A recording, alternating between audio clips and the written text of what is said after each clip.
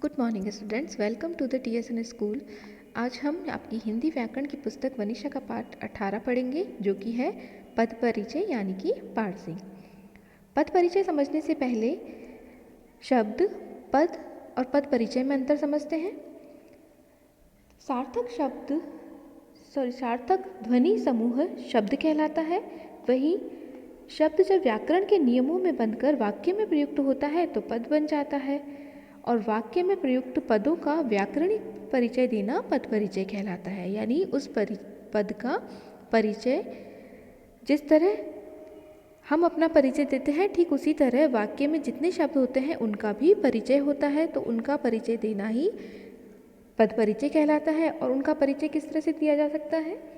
तो वाक्य में प्रयुक्त प्रत्येक सार्थक शब्द को पद कहते हैं तथा उन शब्दों के व्याकरणिक परिचय को पद परिचय, पद व्याख्या या पदान्वय कहते हैं। व्याकरणिक परिचय से तात्पर्य है वाक्य में उस पद की स्थिति बताना, उसका लिंग, वचन, कारक तथा अन्य पदों से उसका संबंध बताना पद परिचय कहलाता है। तो ये 8 प्रकार होते हैं, जो कि संज्ञा, सर्वनाम, विशेषण, क्रिया, क्रिया विशेषण, समुच्चय बोधक, संबंध बोधक, विस्मय आदि बोधक के आधार पर पद परिचय होता है। संज्ञा में तीनों भेद, लिंग, वचन, कारक, क्रिया के साथ संबंध इसमें दिए जाते हैं। इसी तरह सर्वनाम के आधार पर पद परिचय, तो सर्वनाम के आधार पर पद परिचय देते हुए सर्वनाम के भेद, पुरुष, लिंग, वचन, कारक, क्रिया से संबंध के आधार पर पद परिचय दिया जाता है। इसी तरह विशेषण में विशेषण के भेद, लिंग, वचन और उसका विशेष्य के आधार पर परिचय देते हैं। क्रिया के आधार पर तो क्रिया के भेद, लिंग, वचन, पुरुष, काल, वाच्य, धातु, कर्म और कर्ता का उल्लेख करते हुए पद परिचय देते हैं। यानी उस शब्द के बारे में इन सब को ध्यान में रखते हुए परिचय देते हैं। इसी तरह क्रिया विशेषण, तो क्रिया विशेषण का भेद तथा उसकी विशेषता बताई जा रही है, उसका उल्लेख करते हैं। समुच्चय बोधक में शब्द का भेद, जिस शब्दों या पदों को मिला रहा है उनका उल्लेख किया जाता है। समुच्चय बोधक जो शब्द है उसका भेद देते हैं कि वो किस तरह का है। इसी तरह संबंध बोधक, तो संबंध बोधक शब्द किस तरह का है, उसका भेद, किसके साथ संबंध बताया जा रहा है तथा किसके साथ उसका उल्लेख किया जा रहा है, ये सब बातें उसमें बताते हैं। इसी तरह विस्मय आदि बोधक, तो शब्द हर्ष का है, भाव कैसा है, शोक का या घृणा, विस्मय आदि किस तरह का भाव उस शब्द में निहित है, ये बताते हैं। तो सबसे पहले हम देखते हैं संज्ञा के आधार पर पद परिचय। संज्ञा के भेद यानी कि 3 तरह के संज्ञा शब्द होते हैं, व्यक्तिवाचक, जातिवाचक और भाववाचक। तो इसके आधार पर शब्द किस तरह का है वह बताते हैं। फिर शब्द स्त्रीलिंग है या पुल्लिंग है ये बताया जाता है, और उसका वचन यानी एक वचन है या बहुवचन, और कारक कर्ता स्वयं है या कर्म, करण, संप्रदान, अपादान, संबंध, अधिकरण या संबोधन किस तरह का कारक शब्द है यह बताते हैं। उसके बाद संबंध यानी क्रिया तथा अन्य शब्दों से उसका संबंध, और उदाहरण के तौर पर देखते हैं, जैसे देवेंद्र की माताजी आ रही हैं। अब यहाँ पर देवेंद्र की इस शब्द को लेंगे तो इसका पद परिचय होगा। संज्ञा शब्द व्यक्तिवाचक है, पुल्लिंग है, एक वचन है, इसमें संबंध कारक है, देवेंद्र की संबंधी शब्द है, की का प्रयोग हुआ है, और संबंध शब्द माताजी के साथ में संबंध बताया है। दूसरा माताजी, तो संज्ञा शब्द है माताजी, जातिवाचक है, स्त्रीलिंग है, एक वचन है और कर्ता कारक है, आ रही है, ये इसका क्रिया है और क्रिया का कर्ता माताजी है। इस प्रकार इस संज्ञा के आधार पर पद परिचय देते हैं। दूसरा सर्वनाम के आधार पर, सर्वनाम का पद परिचय कैसे दिया जाता है, तो सबसे पहले उसका भेद देखेंगे कि जो शब्द है वह पुरुषवाचक है, निश्चयवाचक है, अनिश्चयवाचक, संबंधवाचक, प्रश्नवाचक या निजवाचक किस तरह का शब्द है। उसके बाद उसका लिंग क्या है, पुल्लिंग है या स्त्रीलिंग, और वचन एक वचन है या बहुवचन, और उसमें कौन से कारक का प्रयोग हुआ है, जैसे कर्ता, कर्म, करण, संप्रदान, अपादान, संबंध या अधिकरण। और संबंध कि किसी क्रिया का कर्ता, कर्म आदि यदि संबंध कारक हो तो संबंधी शब्द भी लिखा जाता है। उदाहरण में देखते हैं, माताजी चाहती है कि मैं तुम्हें न पढ़ाऊँ। अब यहाँ पर सर्वनाम शब्द है मैं, तो मैं पुरुषवाचक सर्वनाम है और पुरुषवाचक में भी उत्तम पुरुष, और यह पुल्लिंग या स्त्रीलिंग दोनों हो सकते हैं, क्योंकि यहाँ पर यह साफ नहीं है कि जो वक्ता है वह स्त्री है या पुरुष है, इसलिए ये शब्द कोई भी हो सकता है, पुल्लिंग अथवा स्त्रीलिंग। और यह एक वचन है और कर्ता मैं अपने बारे में बोल रहा है, इसलिए मैं कर्ता कारक है। पढ़ाऊँ क्रिया का कर्ता है। तीसरा प्रकार है विशेषण के आधार पर पद परिचय। तो विशेषण के आधार पर पद परिचय देने के लिए पहले उसका भेद देखते हैं कि जो शब्द विशेषण शब्द है वह गुणवाचक है, संख्यावाचक है, परिमाणवाचक है या सार्वनामिक। 4 तरह के विशेषण होते हैं। उनके आधार पर उस शब्द का वर्गीकरण करेंगे कि शब्द किस तरह का है। उसके बाद उसका लिंग पुल्लिंग है या स्त्रीलिंग। वैसे विशेषण का लिंग नहीं होता है, लेकिन उसके जो विशेष्य है जिसके बारे में कहा जा रहा है उसका लिंग देखेंगे। उसके बाद वचन, एक वचन या बहुवचन। विशेषण का वचन उसके विशेष्य के अनुसार होता है। अवस्था क्या है उसकी, मूलावस्था, उत्तरावस्था या उत्तमावस्था, यानी विशेषता किस तरह की बताई जा रही है। मूल अवस्था है यानी साधारण तौर पे, या उस उत्तरावस्था जब 2 चीज़ों में तुलना करके बताया जाता है, या फिर उत्तमावस्था यानी सबसे अच्छा उसे बताया जाता है तो उत्तमावस्था होती है। तो इस प्रकार उसकी अवस्था भी देखेंगे। विशेष्य वह संज्ञा या सर्वनाम शब्द जिसकी विशेषता बताई गई है, ये भी लिखेंगे। जैसे उदाहरण देखते हैं, उस लड़के ने 2 निबंध लिखे। अब यहाँ सबसे पहले तो उस शब्द ही, क्योंकि एक विशेष व्यक्ति के बारे में बताया जा रहा है तो यह भी विशेषण है, सार्वनामिक विशेषण है और पुल्लिंग है, एक वचन है, और विशेष शब्द लड़के ने, यानी किसके बारे में बताया जा रहा है, लड़के के बारे में। तो यहाँ पर उस शब्द के साथ में अवस्था भी विशेष के साथ उसका संबंध बताया गया है कि वह लड़के के बारे में बताया जा रहा है। और दूसरा शब्द है 2, यानी निश्चित संख्यावाचक विशेषण है, पुल्लिंग है, बहुवचन यानी एक वचन बहुवचन। किस तरह, 2 तो बहुवचन ही होगा, और विशेष्य जिसके बारे में बताया जा रहा है वह निबंध है। तो इस प्रकार विशेषण के आधार पर पद परिचय होगा। अगला प्रकार है क्रिया के आधार पर पद परिचय। तो क्रिया के आधार पर पद परिचय देने के लिए सबसे पहले उसका भेद कि किस तरह की क्रिया है। क्रिया में हमने पढ़ा था 2 तरह की क्रिया होती है, क्रिया के आधार पर, दूसरा उसकी संरचना के आधार पर। तो इसमें पहला जो प्रकार है क्रिया के आधार पर वह देखते हैं। उसमें अकर्मक या सकर्मक क्रिया, और सकर्मक के भी भेद पढ़े थे हमने, द्विकर्मक, एक कर्मक और प्रेरणार्थक, और पूर्वकालिक जो रचना के आधार पर होता है, संरचना के आधार पर क्रिया होती है। तो इस प्रकार हम क्रिया का भेद करेंगे कि वाक्य में जो शब्द है वह किस प्रकार की क्रिया है। उसके बाद क्रिया का लिंग कि पुल्लिंग है या स्त्रीलिंग, वचन, एक वचन के बहुवचन के आधार पर, फिर वाच्य कि उसका जो वाच्य करने वाला कृतवाच्य, कर्मवाच्य, भाववाच्य, करने का भाव क्या है वह वाच्य कहलाता है। काल, भूतकाल है, वर्तमान काल है या भविष्य काल है क्रिया में, और उसका संबंध की किस कर्ता की क्रिया है यह भी बताते हैं। जैसे उदाहरण के लिए देखते हैं, आदित्य कुल्हाड़ी से लकड़ी काट रहा था। यहाँ पर क्रिया है काट रहा था, तो यह अकर्मक सकर्मक में सकर्मक क्रिया है। पुल्लिंग क्रिया है क्योंकि काटने वाला आदित्य यानी पुरुष है, पुल्लिंग है, इसीलिए उसके आधार पर क्रिया पुल्लिंग होगी। और आदित्य एक ही है इसलिए एक वचन क्रिया है।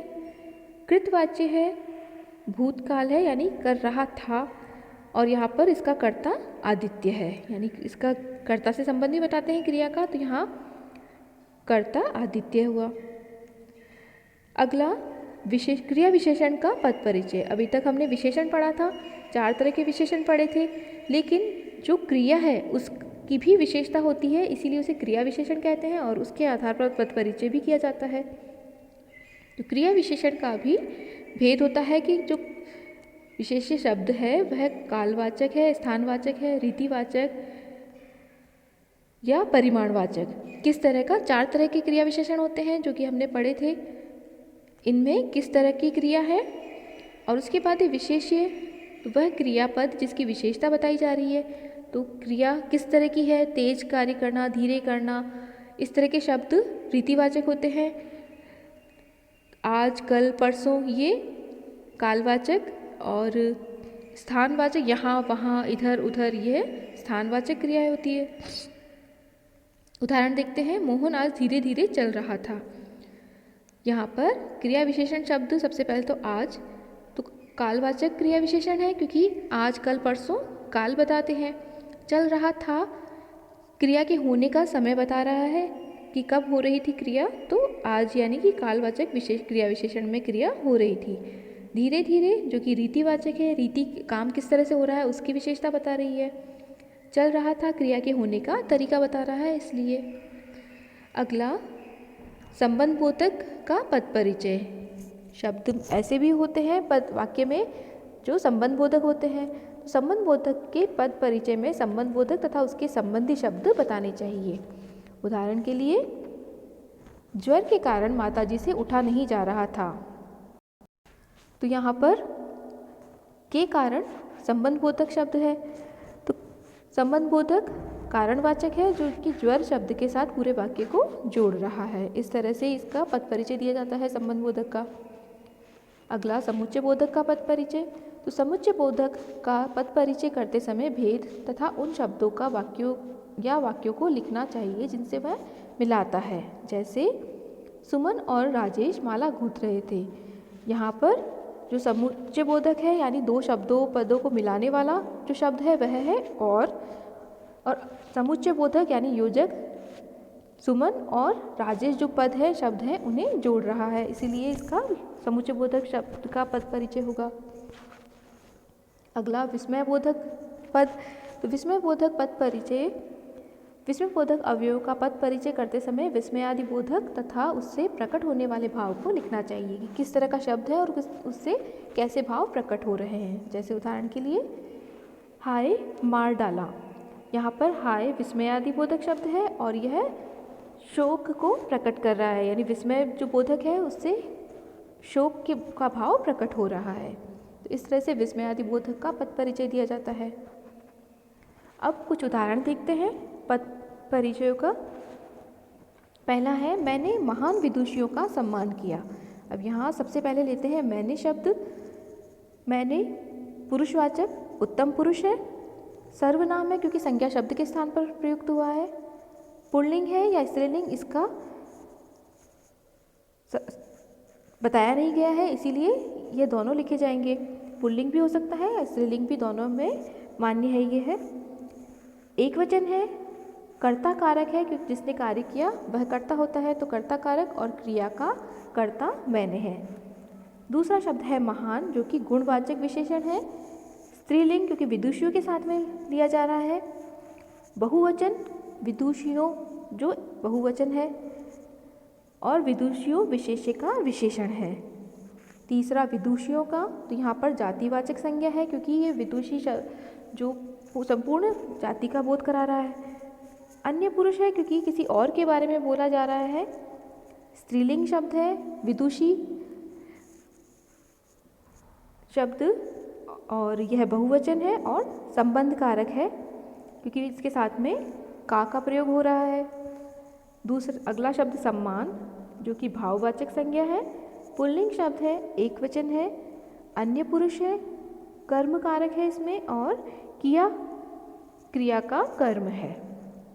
इसी तरह किया शब्द में सकर्मक क्रिया है, स्त्रीलिंग है, पुल्लिंग है, एक वचन, अन्य पुरुष, पूर्ण भूतकाल क्योंकि किया काम हो चुका है, कृतवाच्य आदर कर्म के अनुसार कर्म प्रयोग हुआ है और निश्चयार्थ शब्द है। दूसरा उदाहरण, उन्होंने महान संतों का आदर किया। तो सबसे पहले उन्होंने शब्द लेंगे, इसमें अन्य पुरुषवाचक है क्योंकि जब कर्ता जो स्वयं बात कर रहा है उत्तम पुरुष, जिससे बात कर रहा है वह मध्यम पुरुष, और जिसके बारे में किसी और के बारे में बात की जा रही है तो अन्य पुरुष कहलाता है। तो अन्य पुरुषवाचक शब्द है, सर्वनाम है क्योंकि यहाँ पर संज्ञा शब्द के स्थान पर प्रयुक्त हुआ है। पुल्लिंग है, बहुवचन है, कर्ता कारक है, क्रिया का करने वाला है, करता है। महान, तो महान शब्द गुणवाचक विशेषण है, पुल्लिंग है, बहुवचन है, और विद्वानों जो शब्द है वह विशेष्य है और उसके साथ में इसका विशेषण है। संतों का जातिवाचक संज्ञा है, अन्य पुरुष है, पुल्लिंग, बहुवचन और संबंध कारक शब्द है। आदर भाववाचक संज्ञा होती है, अन्य पुरुष है, कर्म कारक है और किया क्रिया का कर्म है, यानी क्या काम किया तो आदर किया। इसी तरह किया शब्द सकर्मक क्रिया है, पुल्लिंग है, एकवचन है, अन्य पुरुष है, पूर्ण भूतकाल है, कृतवाच्य है, आदर कर्म के अनुसार कर्म प्रयोग और निश्चयार्थक शब्द है। अगला उदाहरण है, हम सुबह शाम धीरे धीरे टहलते हैं। तो हम शब्द पुरुषवाचक सर्वनाम है, उत्तम पुरुष है क्योंकि कहने वाला खुद अपने बारे में बता रहा है। पुल्लिंग शब्द है, बहुवचन है क्योंकि हम एक के साथ में प्रयुक्त नहीं होता, एक से ज़्यादा के लिए प्रयुक्त होता है। कर्ता कारक है और टहलने की क्रिया का करता है। सुबह शाम कालवाचक क्रिया विशेषण है, काल बता रहा है क्रिया का। धीरे धीरे रीतिवाचक क्रिया विशेषण, टहलते हैं क्रिया से संबंध है, जो क्रिया है टहलने की उसके साथ में संबंधित क्रिया है और उसकी क्रिया का प्रकार बता रहा है, रीति बता रहा है कि किस तरह से की जाती है क्रिया। और टहलते हैं अकर्मक क्रिया है, पुल्लिंग है, बहुवचन है, कर्ता कारक, सामान्य वर्तमान काल, कृतवाच्य, कर्ता के अनुसार कृतरी प्रयोग और निश्चयार्थक क्रिया है। आपकी बुक पुस्तक के अनुसार उदाहरण, 12:30 हुए हैं। तो 12 जो शब्द है वो विशेषण संज्ञावाचक है, यहाँ जातिवाचक संज्ञा की तरह प्रयोग हुआ है और कर्ता कारक है। बजकर अकर्मक क्रिया है, पूर्वकालिक है, यानी कर जिसमें लगता है वह पूर्वकालिक क्रिया होती है। कृदंत है, कर इसमें लग रहा है, बज में जो भूत धातु है बज उसमें कर प्रत्यय लग रहा है इसलिए ये कृदंत है। अव्यय है जो कि बज करे बज करा तो नहीं होता क्योंकि इसमें कोई परिवर्तन नहीं होता इसलिए ये अव्यय है और इसका कर्ता 12 है। इसी तरह अंकित ने मेहनत की और वह 7वीं कक्षा में प्रथम आया। तो अंकित संज्ञा व्यक्तिवाचक है, पुल्लिंग है, एकवचन है, कर्ता कारक है और की और आया क्रियाओं का करता है। मेहनत भाववाचक है, पुल्लिंग है, एकवचन है, कर्म कारक और क्रिया का कर्म है। की शब्द क्रिया सकर्मक है, अन्य पुरुष है, पुल्लिंग शब्द है, एकवचन, भूतकाल, निश्चयार्थक, कृतवाच्य, कर्तरी प्रयोग और कर्ता अंकित है इसका क्रिया का। और जोड़ने वाला है शब्द जो समुच्चय बोधक है और समानाधिकरण समुच्चय है जिसमें दो वस्तुओं को बीच जोड़ने समानता बताने वाला है। और संयोजक शब्द है, दो शब्दों को जोड़ रहा है इसलिए वह सर्वनाम शब्द है, संज्ञा शब्द के स्थान पर प्रयुक्त हुआ है। पुरुषवाचक है, पुल्लिंग है, एकवचन है और अन्य पुरुष के साथ में इसका प्रयोग हुआ है। कर्ता कारक है, आया क्रिया का करता है। इसी तरह 7वीं जो शब्द है वह विशेषण है, क्रमवाचक है यानी पहली दूसरी तीसरी इस तरह से क्रम बताने वाला है। निश्चित संख्यावाचक है क्योंकि यहाँ पे पता पड़ रहा है कि कौन सी कक्षा के बारे में बात की जा रही है।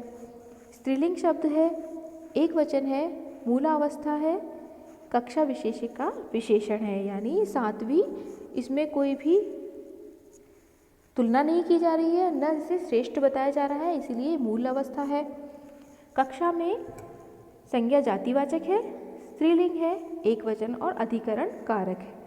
प्रथम शब्द में विशेषण है, क्रमवाच्य निश्चित संख्यावाचक विशेषण है, पुल्लिंग है, एक वचन, मूलावस्था, अनिर्दिष्ट स्थान विशेष का विशेषण है। और आया शब्द क्रिया सकर्मक, अन्य पुरुष, पुल्लिंग, एक वचन, भूतकाल निश्चयार्थक, कृतवाच्य कर्तरी प्रयोग कर्ता वह के साथ आया है। तो इस प्रकार अगला उदाहरण, राहुल की पुत्री युविका ने पिता को पत्र लिखा। इस प्रकार इसका भी पद परिचय देंगे। अगला, अब तक हमने जो पढ़ा, वाक्य में प्रयुक्त किसी एक पद अथवा सभी पदों का व्याकरण की दृष्टि से परिचय देना पद परिचय कहलाता है। और शब्द 8 प्रकार के होते हैं। शब्द या पद 8 प्रकार के होते हैं, जो कि संज्ञा, सर्वनाम, विशेषण, क्रिया, क्रिया विशेषण, संबंध बोधक, समुच्चय बोधक और विस्मय आदि बोधक होते हैं।